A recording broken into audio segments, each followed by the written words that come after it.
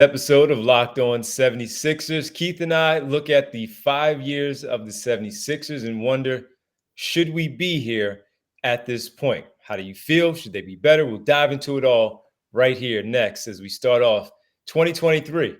Locked On 76ers. You are Locked On 76ers, your daily Philadelphia 76ers podcast. Part of the Locked On Podcast Network. Your team every day.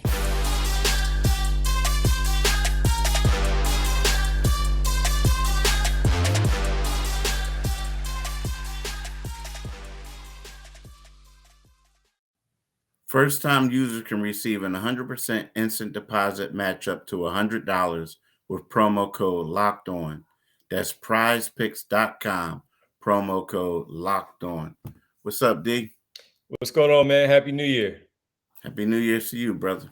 I appreciate it, man. Quiet day, quiet night with you and the family.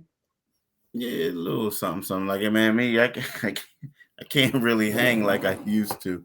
So You're a busy man. I've done it plenty of times. Fall asleep before you hit midnight. That's okay. Yeah. I mean, I was out, brother. That's man. all right. I've done but that. Then I woke up, said Happy New Year, and like, all right, I'll get on y'all tomorrow. Yeah, I'll see y'all tomorrow. It'll still be January 1st. That's it. Yeah. Welcome, folks. You're Locked On 76ers. For the first time in 2023, I'm Devon Gibbons from 97.5 The Fanatic Radio in Philadelphia, alongside my co-host and partner, Keith Pompey, Sixers beat writer for the Enquirer.com. And thank you for making Locked On 76ers your first listen every day. And remember, Locked On 76ers is free and available on all platforms, including YouTube at Locked On 76ers. Well, we begin the 2023 calendar year discussing the 76ers. And while they did pick up a win on Saturday, which was New Year's Eve in Oklahoma City, a blowout win, they handled the Oklahoma City Thunder like they should without James Harden, Tyrese Maxey, and PJ Tucker. We look ahead to the New Orleans Pelicans tonight. Game 2 in 4 days between these two teams. The Pelicans beat the Sixers on Friday. A little revenge for the Sixers tonight. How do they get it done? We'll talk about that later. We'll also look into the 76ers 2022 and the best moments of 2022 in the calendar year. So it dates back to last season as well as right now, the first part of the 22-23 campaign. And we begin, Keith, as we talk about where this team is right now, 21-14. And while they are 21-14 and we expect them always to be in the playoffs, and we always, when you and I have our agreements, we have our disagreements, we have our back and forths, the one thing that we always come together and meet in the middle is they have to get past the second round and make noise in the playoffs, advancing to not only the Eastern Conference Finals, but the NBA Finals, because we are now in year number 6 of that, and specifically the Joel Embiid era, where they've gotten to 5 playoffs, 1 first-round exit, 4 second-round exits, and we are still in this place where even though they are a top 5 team right now in the East, and we talk about them being one of the best in the conference, we still don't always feel comfortable in saying that they're going to get there. This is the year they're going to get there. We've had those conversations. They've disappointed us in terms of the number 1 seed that one year, and they lose to Atlanta. They had their opportunity even last season, defeating Toronto. Really good matchup against Miami, and Embiid gets hurt, all of that, but it still just adds to the whole lure of this team falling short in the second round of the playoffs. Brett Brown did it. Now Doc Rivers has done it. Keith, we're still here, and I know the reason why we're bringing it up is because they're not at the very top of the East, and Sixer fans really do get frustrated about this whole thing, and we're still having basically the same type of conversations. Yeah, I mean, the question you got to ask yourself is 2 years ago, when they were number 1, like you said, when they were number 1 in the East, you thought that they were going to win a championship. That was it. People thought that. A couple years, 3 years before that, or was it 2 years before that? 2 years before that, when they had Jimmy Butler and all of them, you at the end, you felt like, okay, we got a team that's really going to go deep. Then the couple years before that, when you had the year before that, when you had Marco Bellinelli, Ersan Ilyasova, you looked at it and you said, wow, this team is rolling. But then you got the reality check in the playoffs. Right now, there's nothing saying that this team is rolling. I mean, this team has you got one max player in Joel and two other players at close to a max salary, and Tobias Harris and James Harden. And they look like a first round exit squad because right now they're the fifth seed. Right now, and there's a lot of games left to play, but they're the fifth seed. And I can't look at it and say to myself that they can beat any team ahead of them in the 7-game series. I just can't say that. And sometimes you say to yourself, in order for them to be safe, is that they have to somehow be able to get up to the number 3 seed and then hope that the other teams stay 1 through 5 and no one dips down. And then maybe they'll get to the second round. So when you look at it, you're right. It's been a long time coming, and this team has not gotten any better. They haven't. Now, what they do isn't what they did in the past. Oklahoma City. They go to Oklahoma City, and they got Joel Embiid. He's the man. They do whatever Tobias Harris plays. They go out there and they get a win. But when it comes down to them playing like really these marquee teams, these young teams, they just been getting smacked in the mouth. And when you look at it, like the New Orleans Pelicans, they were a young team a couple of years ago, like a young team where they were horrible, rebuilding. And look at them.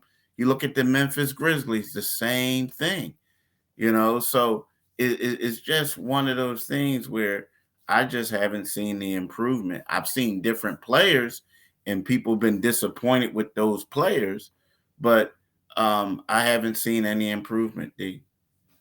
Yeah, and I know I get it a lot. You get it a lot from your emails and your messages on social media, especially when you do your mailbag or for Enquirer.com and you do all that stuff. I get them on the phone calls where people are just frustrated, and plenty of those conversations are as we analyze each game. They say, you know what? First of all, wake me up when the football season is over, and number two, then wake me up when we get to April to see what they do in the postseason, specifically late April going into May, to see if they finally advance past the second round and see if Embiid is healthy. And that's the frustrating part about it all when it comes to, everything that this team has done. They've been really, really good in the regular season. They've had their moments in the postseason where it looks like they're going to really do it, really going to really get to the Eastern Conference Finals and then advance to the NBA Finals. And it's not an easy chore, of course, getting to the Eastern Conference Finals and seeing what you can do against whatever team is there that you match up with, especially when Milwaukee is ascending. And the same thing with Miami at the time, Toronto, and now Boston. It's not easy. And we've seen Boston a couple of times there in the playoffs for this team. But yeah, a lot of frustration, with this basketball team right now. And they're 21-14. And people are just looking at it and just basically saying, all right, okay, no big deal, ho-hum. It is what it is.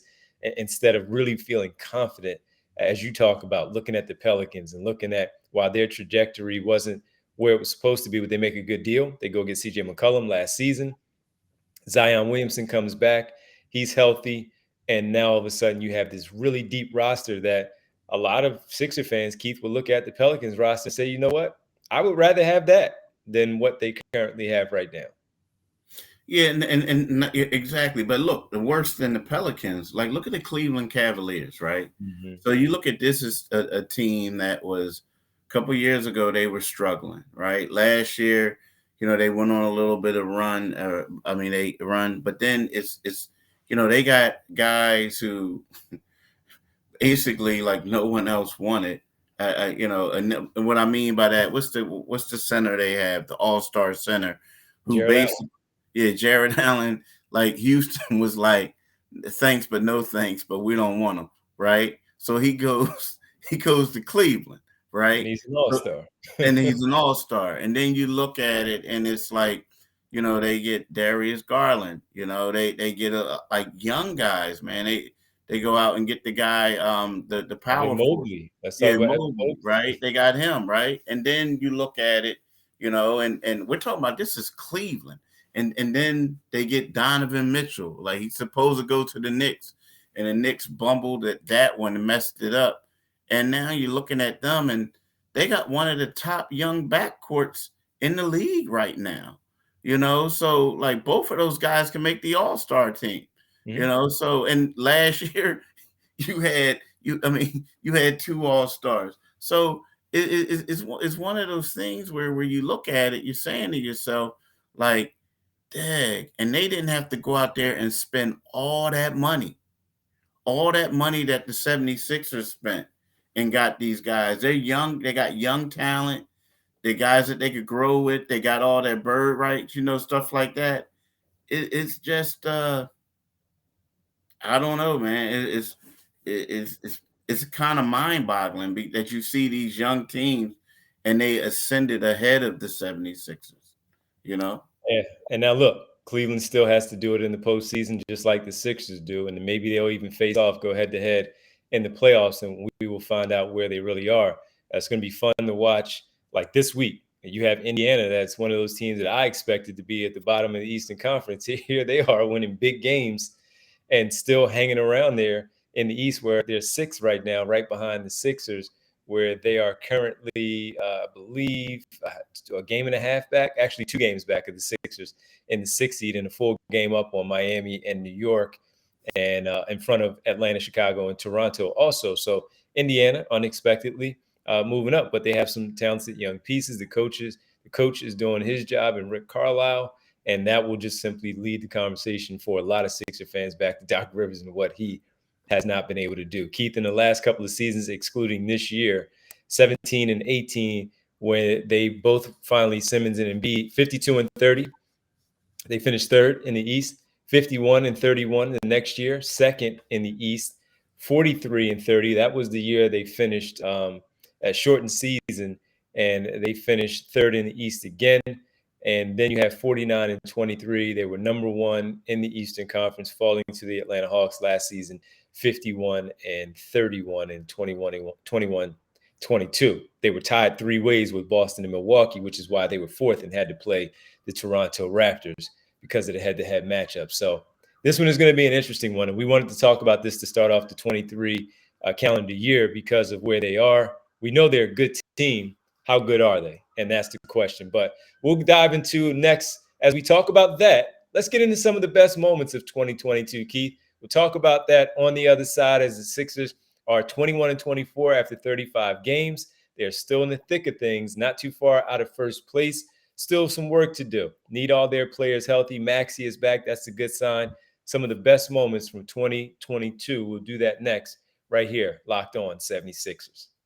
Tonight, I want to talk to y'all about Luka Doncic. Is he going to score more than 26.5 points? I think right about now, you got to say, is he going to score more than 35 points, right? LeBron James, is he going to have more than 7.5 rebounds? Kevin Durant, is he going to have less than 6.5 assists? And Steph Curry, are you going to have more than 3.5 three-pointers, right? So what I'm talking about is, PrizePicks. And how does this work? What you do is you pick 2 to 6 players, and if they will score more or less than their PrizePicks projection, you can win up to 25 times your money on any entry, right? So entries can be made in 60 seconds or less. It's that easy. It's safe and fast withdrawals.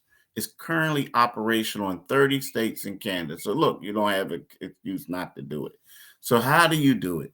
You go and you download the PrizePicks app or go to prizepicks.com to sign up and play daily fantasy sports. First-time users can receive 100% instant deposit matchup to $100 with the promo code Locked On. If you deposit $100, PrizePick will give you $100. If you deposit $50, PrizePick will give you $50. Don't forget to enter the promo code Locked On at sign up for an instant deposit match up to $100. Do it today, people. Definitely do it today. Make sure you all do it today. Get in there. Got some games tonight, including Philadelphia. Thank you for making Locked On 76ers your first listen. For your next, check out Locked On Now podcast for nightly recaps of every NBA game with analysis from our local experts. It's free and available wherever you get your podcast. All right, Keith, putting you on the spot here, and maybe the Sixer fans can give us some also on social media, email, whatever it may be, the comment section here on YouTube, and let us know your favorite moment from the 2022 calendar year. So it can go back to 2022 of the 21-22 campaign or the 22-23 campaign that we're currently in. So Keith, for you, something that, you've seen it all with this team. And even, you have to do your job and you have to look at things, but you're a basketball fan too. So you do see things and you're like, that was pretty cool, whatever that particular player did. So a moment for you, man, that really stood out for you, one of the best moments of 2022 in the calendar year. I keep going back and forth. I keep going back to Joel Embiid's 59-point effort. And then I also go back to the game where Maxey scored, I believe it was 30-something points, and Furkan and Shake came in against the Miami Heat. Sure. Because, yeah, that was a good one. But I got to go with, I'm going to do a little bit of recency bias. So I'm going to have to say it was Joel when he had the 59 points against Utah. And here's the reason why. Because they needed all 59 points for him to win the game, right? Maybe 57. And then when you look at it, and then when you look at it, are you crying on that one, huh? So then So then when you look at it, think about it. He scored, I believe it was every point, all but 1 point of theirs in the fourth quarter. 26 of the 27. Yeah, 26 of the 27. And it was one of those things where he had to stay in the game because you remember whenever they took him out the game, the other team kept coming back. So to me, just because of like how dominant he was, and it wasn't like one of those things where you see a guy scoring 59 points and they just feeding him the ball because they want him to score more and they already had the game decided. They basically needed him to do that. And to me, that was exciting. That was the best moment, as regards to watching them play this year. Yeah. And listen, it's hard to go against anything that he has done or anything like that. But I'm actually going to go to I'm going to go back to last year, but I'm going to go to the last season also on January 31st here in Philadelphia. No Joel Embiid, Ben Simmons was already out, still out, pardon me, before the trade or anything. No James Harden, all of that. Sixers were playing the Grizzlies at that time, Keith, and Memphis, I think, was 35-17. The Sixers were 30-19. Still figuring things out. But look, they have dealt with all the COVID people being out and missing games and all. And while Ja Morant was going off for 37 points, Desmond Bane had 34. So it was a bit of a coming out party for a lot of people who didn't know Desmond Bane here too. And you're like, wow, how's Desmond Bane hitting all these shots? And he ends up with 34. Ja Morant, 37, not all that surprising at that point of the year. It was really, though, for me, Keith, while Tobias Harris had 31, it was like the quietest 31, no disrespect. It was just the quietest 31 because of the back and forth that Maxey and Morant were having that night. 33 points Tyrese finished with, 13 for 23. He only made one free throw, one 3-pointer. He only made 6 free throws. He had 8 assists and 3 rebounds, 4 block shots, and 1 steal in 42 minutes and 30 seconds for the Sixers.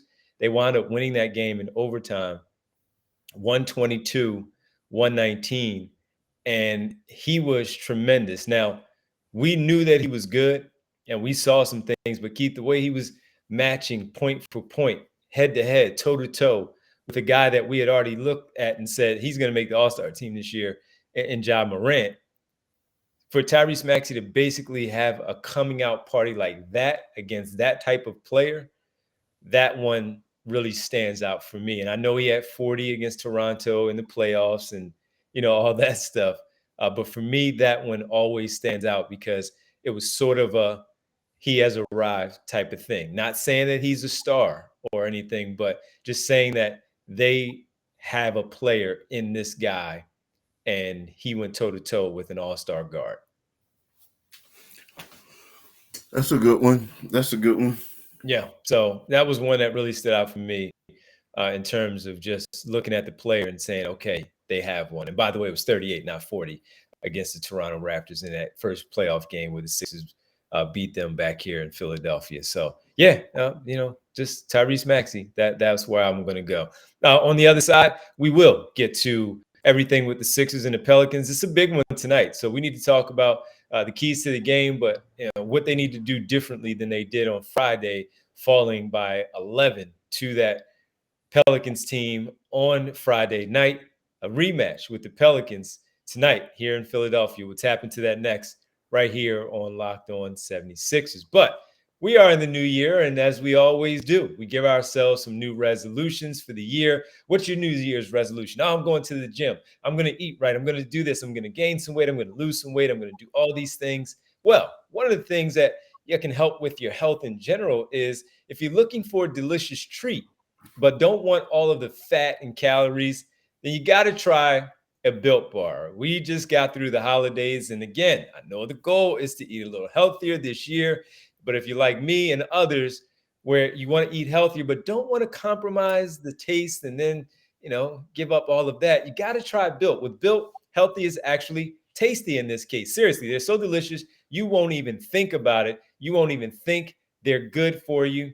Perfect for your New Year's resolution. What makes Built Bars so good? Well, for starters, they're covered, all of them, in 100% real chocolate. That's right, real chocolate. And they come in unbelievably flavors like churro, peanut butter brownie, and coconut almond. I'm not sure how Built does it, but these bars, they taste like candy bars while maintaining amazing macros to it all. And what's even better is that they're healthy, or only 130 calories and 4 grams of sugar with the whopping 17 grams of protein. And now you don't need to wait around to get a box. For years, we've been talking about ordering Built bars at built.com. Now you can get them at your local Walmart or Sam's Club. I know I venture to Walmart quite a bit. So now I don't have to wait for my package to come in mail. I can just simply get them at Walmart. That's right. Go to Walmart today, walk to the pharmacy section, grab yourself a box of Built Bars. You can pick up 3, 4 boxes, whatever you want. It's a 4-bar box of cookies and cream, double chocolate, or coconut puffs. If you're close to Sam's Club, run in and grab a 13-bar box with our hit flavors, brownie, butter, batter, and churro. Folks, you can thank me later. Welcome back. Thank them now. Thank me now. That's right. Thank me now. Go get them. You don't have to wait for them in the mail. But if it's easier for you to do that, then go ahead, built.com. All right. Keith, Sixers, Pelicans tonight. Pelicans half game back behind. They're trailing the Denver Nuggets right now in the standings. Denver and the Pelicans, 2 hot teams. Pelicans lost their last game after facing the Sixers. They took on Memphis. Memphis took them down. The Pelicans, 23-13. They face the Sixers tonight on the road. They are a struggling team on the road, Keith. They're under 500 at 7-9, similar to the Sixers, where they play well at home. The Sixers are 7-9 away from the center. So they're a different team away from their arena in New Orleans. What do you need to see differently from this team tonight? Bro, it's simple, man. It's simple. I mean, they want to talk about the turnovers. You got to get somebody in there but it ain't the turn. It wasn't here's the thing, man. How many games have we covered the Sixers with a lot of turnovers? What I mean? It gets to a point where that's part of their identity. I hate to say it, but unfortunately, yeah. So to me, you can't you got to do a better job against CJ. I mean, at the same time, you got to do a better job. I mean, you got to make sure you're going to guard Zion too, but you can't let the dude they was getting a little screens and whatever, doing stuff, and nobody was I don't know if they was fighting through it or going under whatever, but you got to get somebody that's going to play defense on them. I mean, don't get me wrong, DeAnthony Melton is second in the league in steals, a great one, but he tried, but he didn't succeed. You need somebody that's going to succeed. You're going to need somebody that's going to succeed. To me, that's the main thing. And here's the thing, dude. I don't blame him. It's sometimes when you just don't have a night. Sometimes it's like sometimes you got to shake the hand of the opponent and say, "Good game." Good game. You shake it like, bro, you got me. I mean, it's like it's like boxing. Everybody is somebody that can get you. Somebody can tag you. But when you got a guy like Matisse, all league got length, and then 2 nights later he shut the other boy down. As what's his name? Shai Gilgeous-Alexander. Yeah, he shut him down. The next night, nah, he got to play. I mean, seriously, that to me, that's the biggest adjustment. You got to go to your guy if the other dude starts struggling again. You got to go to him, and it doesn't mean that he has to come off the floor. What it means is you got to bring Matisse in and say, "Look, this is your role. Go in there and just try to make him work harder than what he was doing, because he wasn't working hard, dude. Everybody saying, oh, he was just hitting shots. Nah, he was hitting wide open shots. So, you know what I mean? So that's the adjustment, if you ask me. Yeah, I think the defense needs to be better. And this one, you gave up 127 points. Now, I know you have 42 from McCollum, then you have 36 from Zion, but they got contributions from Everett. They didn't match their energy. The energy was there, and you feel it from the crowd in that arena. Same thing with Jose Alvarado when he comes in the game. But you start hitting shots and you get some big plays, some momentum swinging plays from your star players or even your reserve players. And that's going to help out. That's where the momentum changes, and that's where they have to be better in this one. And again, Doc Rivers talked about it when you get off to, there was no, he basically just talked about how they didn't approach the game the right way. Well, they need to approach the game the right way, because if you don't, you're going to get embarrassed on your home floor, kind of like you did on Friday night in New Orleans. So the approach needs to be better. If that's what he wanted to focus on and point out it wasn't right, the approach needs to be better to start the game against the New Orleans Pelicans. They're a struggling team like you are on the road. They did their job of taking you down in their home arena. So you need to do the same thing. And by the way, as you said, it's the identity. protect the basketball because you do that, they're going to get out and run. It may not be 3-pointers, but they're going to be points. And you need to make sure that you do not give up any easy ones when it's seemingly easy enough in a half-court set with that basketball team. So that's where it is, man. Approach for me. Approach needs to be the right thing right away, whether it's the player's approach or it's the coaches setting that tone of what we need to do and getting you together. The approach needs to be better tonight against the Pelicans. So they got a 3-game homestand, Keith, and there are going to be some good teams with Indiana on Wednesday and Chicago on Friday. While they have had Chicago's number, it's the back end of a homestand, and Chicago's been playing a little bit better than what we've seen in the past. And you just don't want to, again, slip up. You're very good at home. Win your home games and win some big home games at home. We have seen them beat some good teams. Do it again here against the Pelicans tonight. We appreciate everybody hanging out with us on this New Year's, the day after New Year's. Really appreciate it. Thanks for making Locked On 76ers your first listen every day. Tomorrow, we'll be back with you as we recap the Sixers and the Pelicans, and maybe we're talking about a rematch where it went right for the 76ers. Now make your second listen Locked On NBA, Locked On experts covering the biggest stories around the NBA every Monday through Friday in less than 30 minutes. It is free and available wherever you get your podcast. Keith, do you mind telling the good folks where they can find us? Like D just said, wherever you get your podcast, make sure you click on Locked On 76ers. And then once you get to our YouTube, go to YouTube channel, click on the Liberty Bell, and you become a subscriber. You also, when you become a subscriber, you get notifications when we have new podcasts out there. But you need to do yourself a favor and listen to the Divine Giving Show. Now, D is going to be on overtime, basically. He's going to be on there from 6 p.m. to midnight. So what he's going to do is he's going to do basically the post game, and then he'll be on a little while after that. So make sure you listen in and you follow in and you get some stuff. But also follow my man at Divine G975 on Twitter, right? Follow me on Twitter at Pompey on Sixers, and you can read my stuff in the Philadelphia Inquirer, inquirer.com. 3 games this week. You'll have us for 5 days talking about the Sixers. By the way, Keith, I forgot they play on Sunday in Detroit. the first of the home and home, where they host the Pistons on that following Tuesday. So big week here against the Pelicans, Pacers, and the Bulls. Keith, have a great rest of your Monday. Enjoy the game tonight, and I'll talk to you later, man. All right, brother. Peace. Thanks, everybody. Appreciate it. Happy New Year.